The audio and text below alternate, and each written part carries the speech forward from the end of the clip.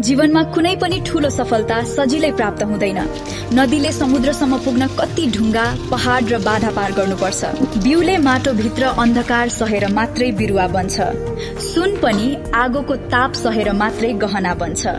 त्यसै गरी मान्छेले पनि संघर्ष, असफलता र पीड़ाको बाटो पार गरेपछि मात्रै आफ्नो वास्तविक मूल्य प्रमाणित गर्न सक्छ। त्यसैले अहिलेको दुःखलाई कमजोरी सम्झनु हुँदैन। यो त तपाईको भविष्य निर्माण गर्ने एउटा अध्याय मात्र हो। कति पटक जीवनमा आफ्नै मानिसबाट चोट मिल्छ। विश्वास गरेका व्यक्तिहरूले साथ छोड्छन्। मेहनतको फल तुरुन्तै पाइँदैन अनि लाग्छ अब अघि बढ्न सकिँदैन। तर यिनै क्षणहरूमा हार नमानी अघि बढ्ने मानिसहरू नै एक दिन सफलताको शिखरमा पुग्छन्। दुनियाँले सफल मानिसको नतिजा मात्र देख्छ, तर त्यो सफलतापछि लुकेका अनगिन्ती आँसु, रातभरको संघर्ष र भोगाईलाई भने कमैले देख्छन्। त्यही भएर याद राख, घामपछि पानी अनि पानीपछि घाम आउँछ।